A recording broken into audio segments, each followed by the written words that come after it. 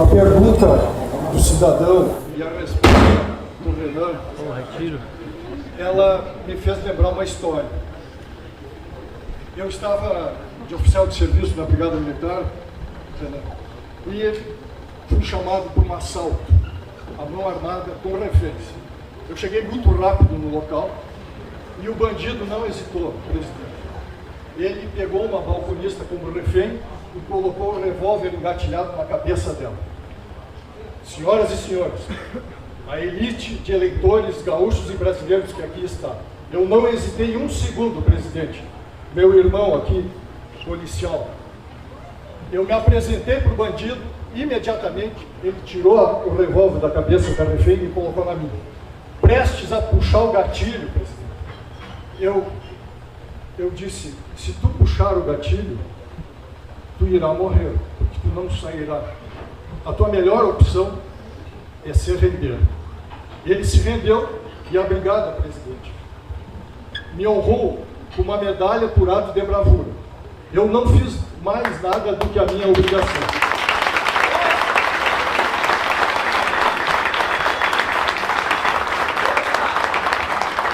O decreto estadual 52.445, de 30 de junho de 2015, publicou a concessão dessa medalha. Este ato de bravura, reconhecido em decreto, publicado na capa do oficial do Estado do Rio Grande do Sul, aqui está. Esta medalha por ato de bravura não é mais só minha, presidente. Com a permissão de 300 brasileiros da melhor qualidade moral e espiritual aqui presente, eu vou dividir ela, com a sua permissão, com o senhor. Deus abençoe Renan Santos, o próximo presidente do Brasil.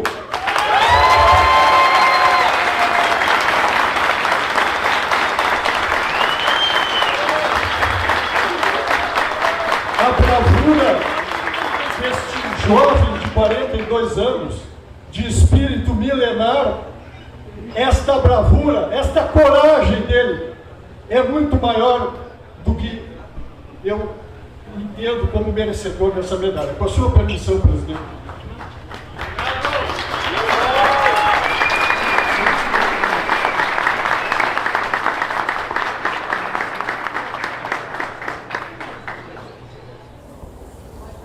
O candidato se emociona nesse momento aqui.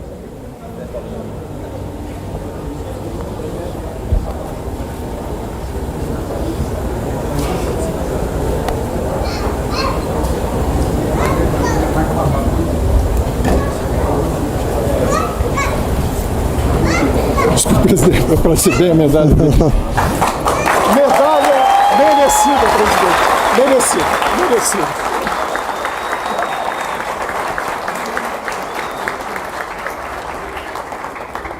Eu não tenho muitas palavras, porque eu não acho que eu mereça isso. Eu ainda tenho que me provar, eu ainda tenho que ganhar essa eleição. Então, eu só vou poder honrar ela e um dia realmente merecer o presente que você me deu depois de ganhar e a gente fazer o que precisa ser feito. De verdade, eu fui pego de surpresa aqui. Eu não sabia dessa história também. De verdade, eu não sabia. Eu não sabia mesmo. O senhor merece. Eu não mereço, assim, de verdade, mas eu vou fazer merecer, que eu acho que é isso que importa. Acho que o que você está fazendo aqui não é um prêmio pelo que eu sou, mas um desafio porque eu preciso ser. Muito obrigado, de verdade, de coração.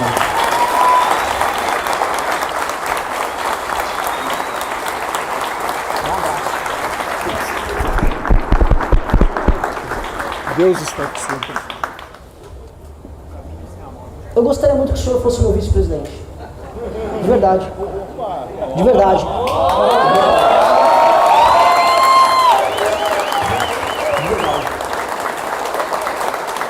De verdade. Eu aceito a missão.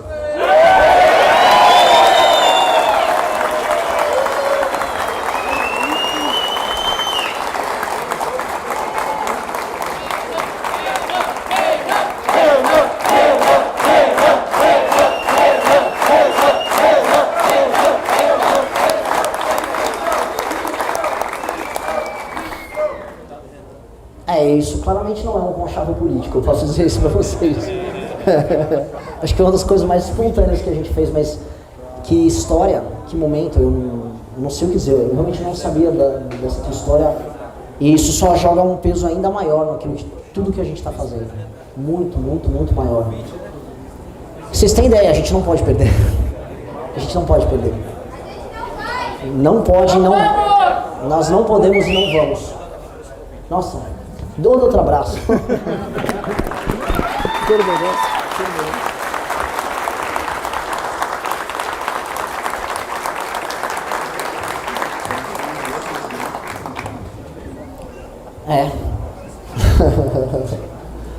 Bom, sei lá.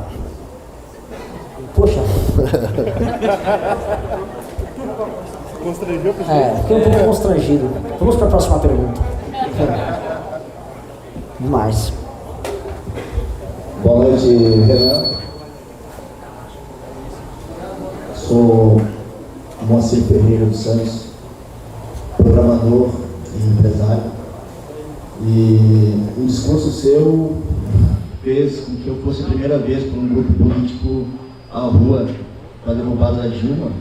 E de lá para cá eu vim me acompanhando e já converti algumas dezenas de votos para você. Mas confesso que eu fiquei um pouco apreensivo com uma situação que eu queria um esclarecimento seu. Eu entendo o teu pensamento mitraísta e católico. Você entende? Entendo. No entanto, Nem eu entendo, tá? mas eu entendo. Segundo a história mitraísta. No entanto, eu fiquei um pouco apreensivo porque tanto você quanto o Arthur fizeram alguns discursos a respeito de regulamentar, por exemplo, pregações de rua, pregações em alguns pontos, alguns locais. De certa forma, eu concordo, mas a igreja em si, ela cresceu pregando na rua. Hoje, como se diz, aquele velho ditado, o preço da liberdade é a eterna vigilância. E o ser humano nunca lidou muito bem com a tal liberdade e tampouco com tal poder. Quando tem muito poder, muita liberdade, o ser humano não lida muito bem. A pergunta é, o que garante, qual o guarda-reio que hoje são as facções, os faccionados, o nosso inimigo? Futuramente não será um crente como eu, menos esclarecido talvez, brigando na rua. Claro que sempre que eu faço pregações eu pego autorização da prefeitura, mas se do alto eu mandar levantar a voz e falar, que garante que eu ou meu filho não seremos um inimigo do Estado futuramente? Qual o guarda-reio disso? Ou quem sabe você, quando teu governo acabar, o próximo governo possa usar isso? Que garante? Qual o guarda-reio disso? Vamos lá, essa é uma pergunta. Tem alguém assim derrubando coisas? Ok. Essa pergunta, no início ela foi um pouco psicodélica. Deixa eu só, porque algumas pessoas me atacam na internet por conta de uma tatuagem. Deixa eu só explicar. Eu não sou mitraísta, eu não sou pagão, eu não mato bois em rituais secretos, tá? Por mais bizarro que eu tenho que explicar uma tatuagem. Eu acho aquela tatuagem legal. Eu falo de história, eu falo de história antiga. Muitas pessoas têm estátuas gregas ou deuses gregos tatuados. Isso não significa que eles estão cultuando Deméter ou a deusa Atena. Significa apenas que eles acham aquilo legal na tatuagem. E não há como conjugar catolicismo contra o mitraísmo, porque não existem históricos do que seria o verdadeiro culto mitraíco. Estou falando agora como uma pessoa gosta de história. Isso é apenas uma tatuagem. A gente não precisa procurar muito o significado de uma tatuagem. Mas alguém veio aqui e tatuou uma índia, muitas pessoas tatuam um índio. Cara, não quer dizer que aquela pessoa está buscando uma ancestralidade de uma tribo Apache. Às vezes é só uma índia bonita que a outra pessoa tatuou. Então não tem muito significado. Agora vamos para a outra parte da sua pergunta. O que eu disse é que é um absurdo, no meio de um voo, que é um tubo de cilindro de alumínio, voando a 800 km por hora nos céus, pessoas se levantarem contra as ordens do comandante e começarem a tocar violão e tentar puxar um coro num local de risco, em que isto tem que ser respeitado, porque Isso não é a forma certa de pregar. E eu não preciso entrar com um projeto de lei para proibir isso, porque já é proibido. E o comandante do avião pode levar essa pessoa presa se ele quiser.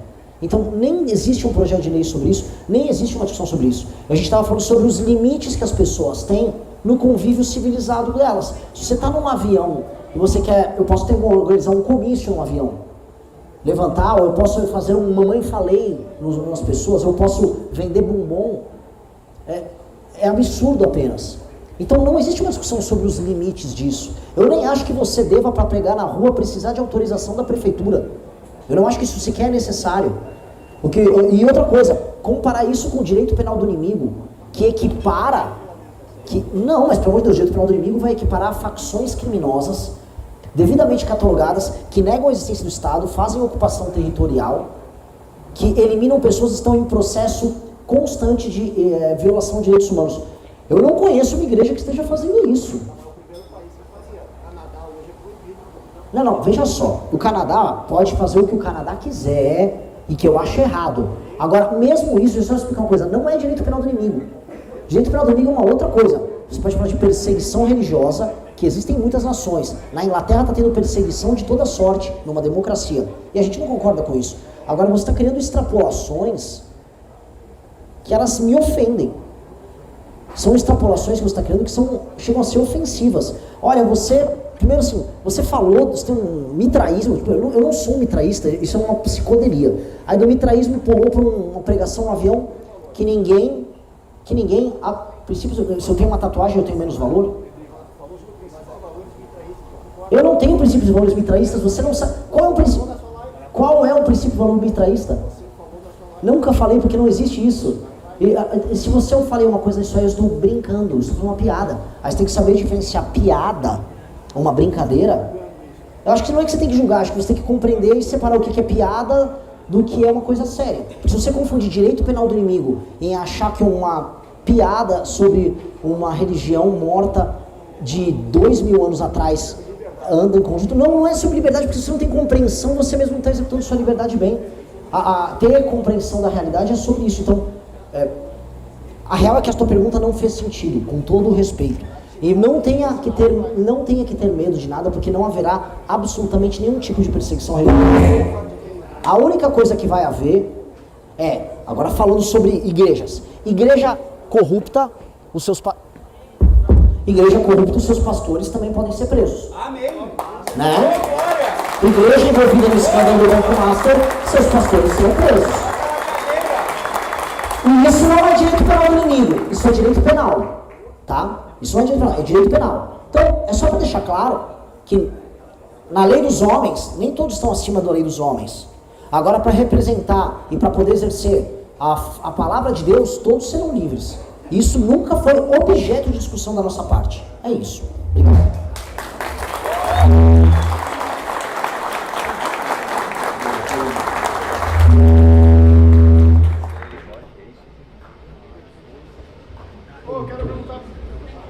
Bom, primeiramente, meu nome é John Lucas, boa noite, Renan.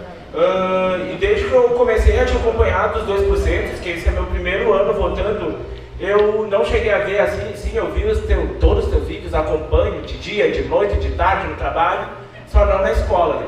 Mas o que eu queria saber de ti é que hoje aqui no Rio Grande do Sul a gente acaba tendo uma crise educacional. A gente está combatendo as vendas de algumas escolas, tanto aqui em Caxias, como é o caso do Presidente Vargas, e de outras várias escolas que o Eduardo Leite está querendo vender para meio que, de certa forma, privatizar. Eu estudo na Escola Estadual João Triqueiro, estou cursando o segundo ano do ensino médio, e é uma escola muito precária. A gente lida com ter uma faxineira para a escola inteira, a gente lida com uma superlotação de alunos, pois agora, aqui no município de Caxias do Sul, foi tirado os 9º ano das escolas fundamentais e foram tudo jogado para o ensino médio.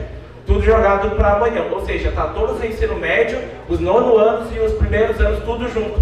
Então acaba ficando uma fila super lotada na hora do refeitório, a gente tem 20 minutos, a gente lida com falta de professores e a nossa diretora está afastada da escola por assédio moral. Então eu queria saber de ti, o que tu vai estar fazendo de certa forma para estar melhorando a educação tanto do Rio Grande do Sul como do Brasil. Vamos lá. Eu realmente também não entendi sua pergunta. Se eu for uma escola particular agora, nada disso está acontecendo. Nada disso está acontecendo. E não está acontecendo porque a gestão privada ela é melhor do que a gestão pública para praticamente todas as áreas da vida. Eu ouvi falar que o Eduardo Leite está querendo fazer parcerias público-privadas entre as escolas aqui do estado e escolas da iniciativa privada. E eu tenho a ser muito otimista com isso. Eu não sei quem falou para você que isso é uma coisa ruim. Todos os exemplos ruins que você deu da gestão da sua escola são uma gestão pública da sua escola. O ensino público no Brasil é muito inferior ao ensino privado no Brasil. As estatísticas vão todas nessa linha. O desempenho dos estudantes das escolas particulares no teste PISA, que é um teste internacional, foi muito superior ao dos estudantes das escolas públicas. Eu gostaria, e farei, o setor público tem um desempenho melhor na gestão das escolas. Mas entenda uma coisa, toda iniciativa baseada em evidência de funcionamento, que mude a gestão de algo ruim para algo que possa ser melhor, tem que ser estudada e tentada. Persistir no erro é o grande erro. O modelo, vocês têm um dos piores sindicatos de professores aqui do Brasil. Aqui o Sindicato do Paraná são horrorosos, são corporativistas. Existe um tipo de política que dá bônus para as escolas que vão melhor, para os diretores de escola que vão melhor. O sindicato de vocês é contrário. Eles acham o seguinte, se uma escola está indo bem e outra escola está indo mal, eu remunero igual os professores.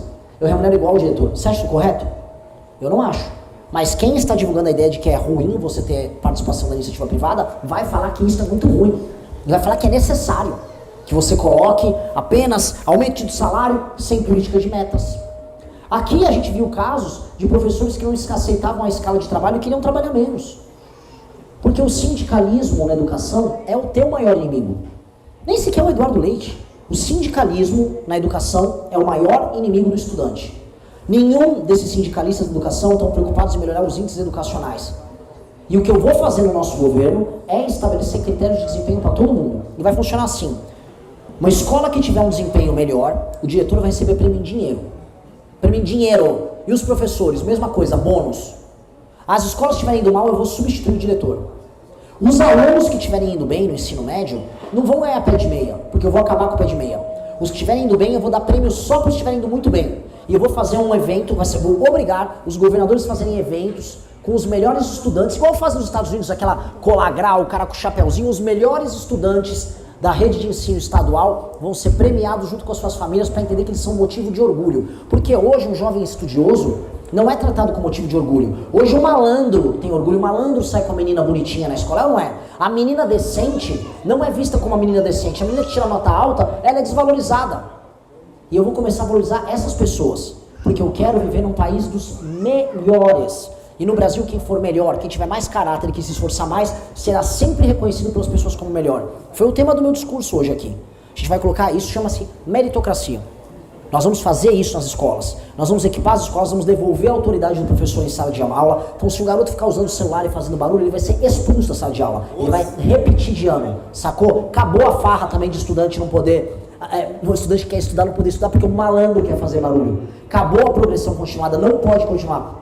Os alunos da tua geração, talvez até você, estou te conhecendo agora, não aprenderam muitos a falar português pelo método fônico, que é o método do sílaba a sílaba. Usaram métodos alternativos canalhas de experimentos sociais que começaram na Inglaterra, que a Inglaterra já abandonou. Eu já até gravei um vídeo sobre isso, não sei se alguém aqui viu. A Inglaterra abandonou um método que não funciona e o Brasil me dá um método que não funciona que eu vou continuar. Isso faz com que a geração de vocês esteja apresentando desempenhos na alfabetização bizarro. Sabe quantos % dos brasileiros hoje falam, declamam, leem português perfeitamente? Chutam. Não, um pouco, nem tanto, né? Que aí assim, a gente... Aí, cara, se soltar a gente de 4, a gente vira um quadro de como começa a comer grama. 8%. 8%. 8 a cada 10 brasileiros têm domínio da própria língua. Assustador. E isso está piorando porque nós não estamos ensinando o método correto de alfabetização. E aí, quando você não tem um método correto de alfabetização, você não consegue estudar melhor as outras matérias, você não consegue ler o texto da matéria de biologia, porque você não consegue ler direito. Então, tem muita coisa muito grande para se fazer. Tentar privatizar é o menor dos problemas. Porque se você olhar, você é um rapaz inteligente que teve coragem de vir aqui. Por que seria ruim a iniciativa privada? Com métodos que são melhores, com gestão em escolas que são melhores, por que seria pior ela cuidar da escola? Vou dar um exemplo. Se você foi atropelado, você preferia ir para um hospital privado, o melhor hospital aqui do Rio Grande do Sul, ou você prefere ir primeiro para uma UPA, pega uma ambulância qualquer e vão te mandar para um hospital da região? Privado, né? Em São Paulo, o Albert Einstein e o Sírio-Libanês, que são os 2 melhores hospitais do Brasil, eles assumiram alguns hospitais públicos na gestão. E as pessoas estão adorando. Porque costuma ser melhor. E eu vou fazer muito disso no meu governo. Não sei se vai dar para fazer na educação, a contento. Mas se der certo essa experiência, por que não?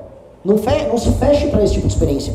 Seus professores e algumas figuras vão falar para você que isso é muito ruim. E vão criar um tabu. Quando eu fiz universidade pública, quando eu sempre vinha, não, querem privatizar a universidade pública. Eu falei, mas só tem maconheiro andando aqui, o mato está crescendo, o banheiro está todo sujo. Tem certeza, quando eu vou a uma faculdade privada, está pelo menos limpo. Tem certeza que é assim? Eles querem vender o que é ruim simplesmente para você criar um dogma. Não deixe criar dogma, você já está indo muito bem. Não se prenda esse dogma e se questione.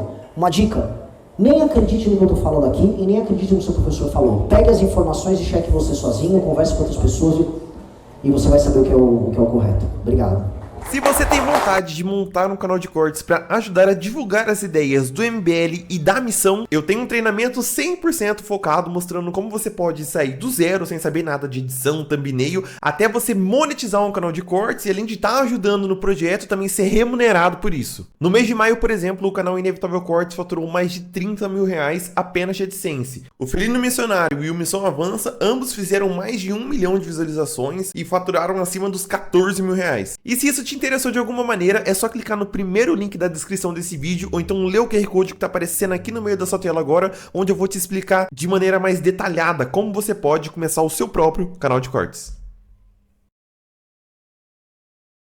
Gostou deste corte? Então deixe seu like, inscreva-se no canal e ative as notificações. Assim você não perde os próximos vídeos e ajuda o Brasil Politizando a levar mais informação e debate para cada vez mais pessoas.